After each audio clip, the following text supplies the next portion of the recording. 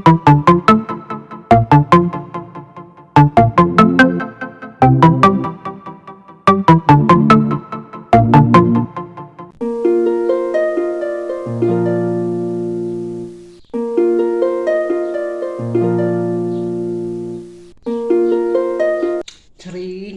Alam nyo, my loves, basta tuwing umuulan, naalala ko yung yung kagahapon ko, char. Hindi, ano ba? Yung kabataan ko, yung childhood days ko. Kasi yung kabataan ko, char, yung bata-bata pa ako, my loves, yung during my childhood days, masaya talaga kami kapag umuulan na siya. Lalong-lalo na yung buhos na buhos talaga yung ulan. As in uwan na uwan talaga. As in, dili bugal-bugal, my loves, no? Kundi ulan talaga, my loves. Lalo na kapag tingbagyo niya. Basta tingbagyo, malakas yung ulan, no? Basta may bagyo na dumating, malakas talaga yung ulan. Kaya, masayang-masaya talaga kami kapag umulan na yun. Lalong na ako, kasi yung bahay namin is super mainit talaga. Lalo na kapag yung summer. Kapag summer talaga, yung sa balay namo sa itaas, ay nako, maluto yung itlog, my love. Sa sobrang init. Kaya kapag basta tig-ulan talaga yan, masaya talaga kami kasi kapag maulan, ayan, malamig yung palibot, tapos ligo na din. Batang 80s and 90s ka, nako. Yung ligo sa ulan talaga, my loves, hindi talaga yan mawawala sa childhood, my love. Kasi part na yan sa childhood ko eh. Alam ko lang sa inyo kung nagiging part ba yan sa buhay nyo, yung ligo ulan. Yung lumabas ka tapos takbo-takbuan ka. Magtakbo-takbo sa labas, sa bahay, sa basketbulan. Sa amin, my love, sa basketbulan, shout out sa taga Quinto Limboria, no? Malaki yung basketbulan namin, my love. Tapos kapag umulan talaga, doon maliligo kami doon. Tapos kasama yung mga kapatid ko, tapos yung mga kababata ko, doon kami maglalaro sa uwan, no? Ayan, so, kung maibalik pa lang yung kagahapon, yung childhood na to, siguro kapag may time machine, siguro gusto kong bumalik yung pagkabata. Kasi, ngayon ko lang na-realize na kapag medyo may edad-edad ka na, marami ka palang wrinkles, no? Hindi.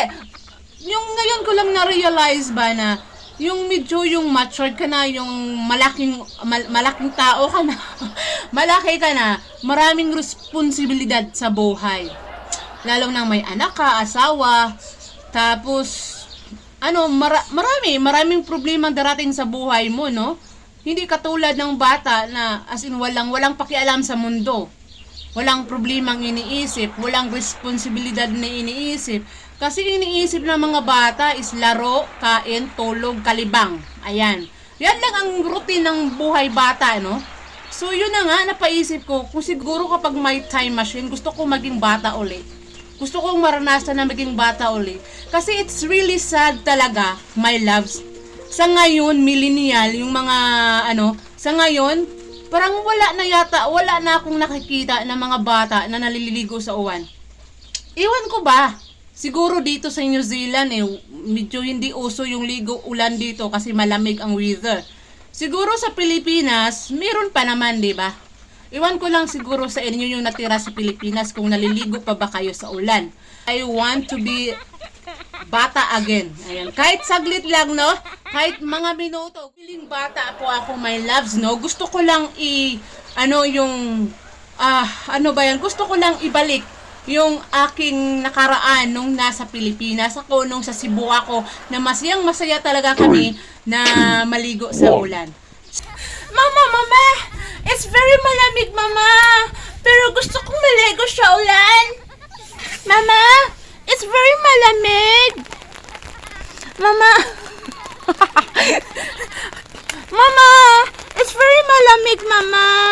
Pero gusto kong maligo sa ulan, Mama! Yay! Oh! Katog na! Otog na! Okay, Mama! Maligo na ako sa... Ay! Katog na ako, John!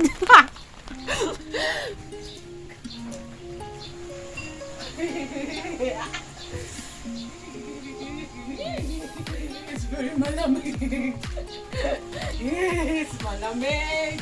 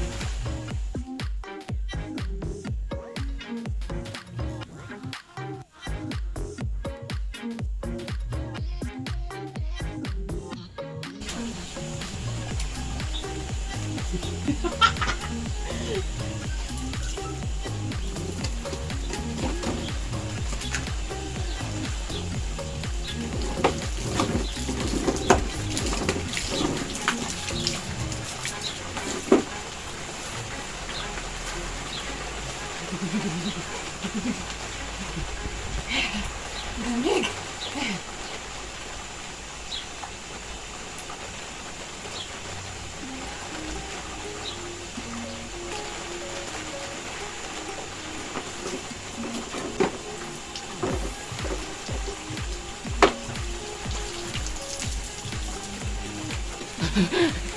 Mama! Ang lamig, Mama! Ang lamig, Mama!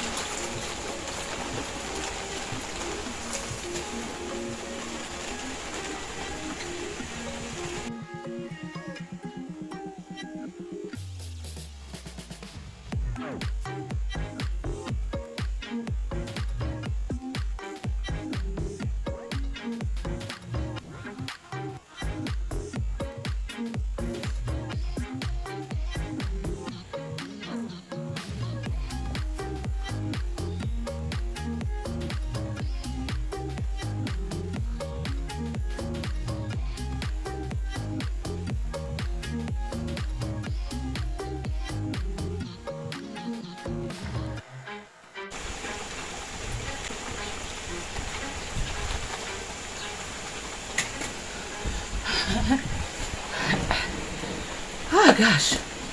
Oh, God.